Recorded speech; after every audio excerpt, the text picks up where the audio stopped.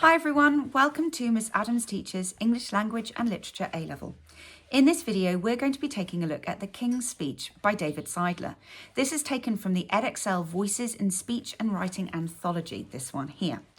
I'll take you through some of the key contextual factors and we'll have a bit of a discussion about genre, audience and purpose before looking at the ways that we can describe both Bertie and Lionel's voice. This will of course be backed up with some analysis of the literary and linguistic concepts. So let's get started. Okay, let's start with a little bit on content and context. So this is a moment from the King's Speech, this extract, which shows Lionel and Bertie meeting for the first time when they're starting to discuss how Lionel might treat him for his stammer. So the film itself was in 2010 and it did incredibly well. Very much award-winning film, won Oscars. The lovely Colin Firth won Best Actor for it. And obviously, one of the reasons that it was so successful and powerful was because of the storyline, because of the link to history, because it is telling the story of Prince Albert, who then became King George VI, who was around 1895 to 1952. King George was obviously Elizabeth II, our most recent Queen's father. And the film is set in a period of time in the 1930s, although that's not, it's not absolutely accurate because Lionel in real life came onto the scene in the 1920s and was actually helping him whilst he was Prince Albert as opposed to King George. Now, one of the reasons that he needed help, and this is what is presented in the film, was because of the quite shocking development that Edward VII, King George's brother, did not want to be king, and so he abdicated the throne so that he could marry an American woman, divorced American woman, Wallis Simpson, and that is the reason that King George became King George. And so the pressure and the stress of that led to him looking for Lionel's help. Oh, sorry, that's the film storyline. Like I said, the suggestion was that Lionel was on the scene before then, but because obviously as king he was going to have to make public speeches, and so he had this quite powerful, debilitating stammer.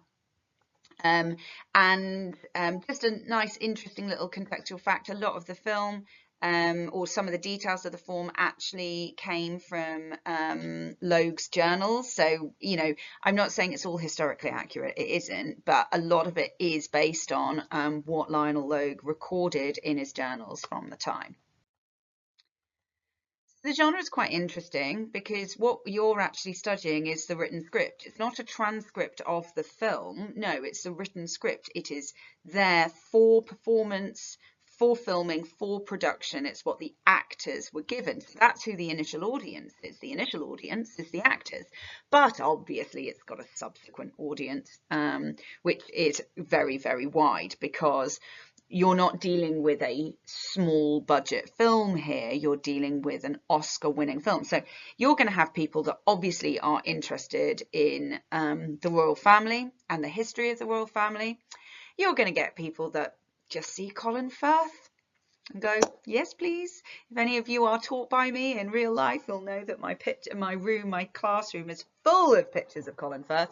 And you'll also get the people that actually are just interested in the films that are dubbed, you know, the ones to watch, particularly for the award ceremonies, etc. So the audience is huge and continuous. For example, this, you know, was 2010, but in recent years with The Crown coming out, a lot of people will have watched The Crown and then go, I'm going to go and have a little look at the King's Speech. So what's the purpose? It's to entertain, to inform, yes, because it's based on a kind of real historical, you know, period of history, but ultimately it's to get bums on seats, isn't it? Okay, so voice and key quotes, obviously, or key areas, pretty much doing the whole thing. You've got two voices to contend with, and they are conflicting. Now, you're not going to get wild amounts of variation. You're going to be talking about the same sorts of things. You're going to be talking about the formality versus the informality, the sense of challenge being present in the voice, and all of the face-threatening acts, and then the ways that they are countered or mirrored. So don't worry if you think to yourself, all of the voice stuff I'm saying is the same. That's fine. Just demonstrate how it develops, you know, and have, you know, use lots of different examples. Okay. Right, so obviously let's start at the beginning with this great little moment, straight in, elliptical phrasing, know any jokes. Elliptical phrasing is when you don't use all of the words for the sentence. So rather than, do you know any jokes? Know any jokes. So it is deliberately informal in the way that it is uttered. The content is deliberately informal as well, to say to royalty in this moment, do you know any jokes? It's jarring, and that is deliberate. We see obviously turn taking and adjacency pairs here because it's a one-on-one conversation. Note the way that Bertie responds with a declarative. Timing isn't my strong suit, and the content is linked to the notion of jokes. So you could argue that he's making a little joke there in himself, because obviously we know that jokes are all about timing, but you can also argue that he is actually quite firmly shutting down that question. So the power battle commences in this moment, and you can see that this moment has created tension through the stage directions. Now, I know that you'll probably say, stage directions, that's not got anything to do with voice, but it indicates how the characters are reacting to the voices of one another. So it's still relevant. And you can see here that this is the beginning of our face-threatening acts, which I will often refer to as FTA in these notes. So silence, they stare at each other. Now, what is interesting is that Lionel does not change tack. Okay, so in fact, what you might argue is that he becomes deliberately more informal, because as well as it being elliptical phrasing, just like here, he also includes elision with cup of tea. Yeah, cuppa instead of cup of. That's what we call elision. Okay, it's very informal. It is friendly, but that in itself sort of subverts etiquette, certainly, of dealing with royalty. Now, Bertie is polite in his response, but again, it is a shutdown, no thank you. And that politeness is deliberate. It is actually a response to the face-threatening act. It's a reminder, or it's almost like an instruction of how Lionel should be speaking. But the challenge continues. I think I'll have one. Okay, so note we've got this sort of certainty in the modal verb, I will have one, slightly hedged with I think, but I even think that I think is saying I am the master of myself. I do what I want. I'm weighing this up and I'm deciding, yeah, I think I'll have one, even though you won't. So what we have here, I've popped it in the little box, and this is what I'd like you to question, is about notions of upward and downward divergence. Because there is no effort on either one of their parts to converge with one another. And you could argue that actually there is some deliberate divergence. You could argue that in this moment, from the elliptical phrasing to the elliptical phrasing with elision, that this is deliberate downward divergence, and in the very polite response that it's like Bertie is saying, I'm not going to converge with this, I'm going to stay here. Okay, so the voice changes slightly now. So we've moved us out of that formal, informal, polite, and polite on his part. And now we start to see a little bit of impatience, certainly a little bit of conflict. Topic shift straight off. Aren't you going to start treating me, Dr. Logue? So we've got this formal address here, and there is an implied criticism. Yeah, aren't you going to start treating me? I.e., you're wasting my time. But Lionel here deflects with another face-threatening act, and it comes through the conjunction and also this conditional, the subordinating connective, only if you're interested in being treated. So that's an interesting way of almost saying no to royalty, to the, king, or, in this potential about to be king, only if you're interested in me being treated. And then we get an imperative, call me Lionel, which is actually almost a direct criticism. Again, we've got this juxtaposition from Dr. Logue, formal tone, formal term of address, to Lionel, first name basis. It is softened slightly with politeness in that moment there. And then simple declarative from Bertie, I prefer doctor, which is echoed beautifully with syntactical parallelism. I prefer Lionel. Again, formal, informal, and that informality is then developed further with straight away we've got elision, or here a contraction. It's probably better to say, what'll I call you? And then the formality, but I mean, this actually becomes humorous because of the juxtaposition, because of the contrast. We have your Royal Highness, then Sir after that, Prince Albert Frederick Arthur George, and then we've got the juxtaposition, well, how about Bertie, which continues to be a face-threatening act. Now, I know in the kind of normal day world, you'd be like, why is that a face-threatening act? But it's because he is talking to Prince Albert. It is because he is talking to the future king in this moment that is a face-threatening act. And everything that he's saying, again, we've got more elliptical phrasing, a bit formal for here. So this little moment, this little adverbial phrase for here is beginning to set some boundaries about where they are and the sort of expectation, and setting up that this is a separate kind of space.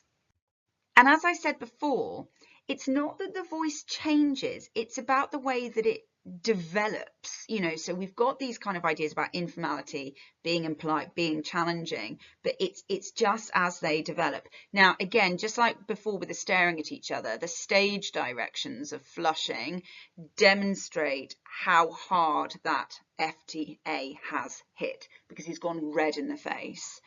Only my family uses that. Now we've got this reference, very personal reference here, my family, which is a reminder that he is also more than royalty. He is a man with a family, and those family members are only the people that use that name. You've got that distinction between public and private sphere here, and that's what Lionel is threatening, that distinction that is probably incredibly important.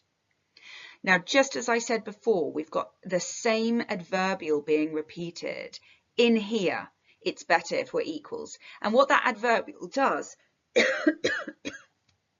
sorry, excuse me. What that adverbial does is it justifies the lack of deference. He's saying this space has to be different. It's better if we're equals. And just as we had before with the mirroring, we've got the repetition of this subordinate clause, but it's fronted here. It's better if we're equals. If we were equal, I wouldn't be here.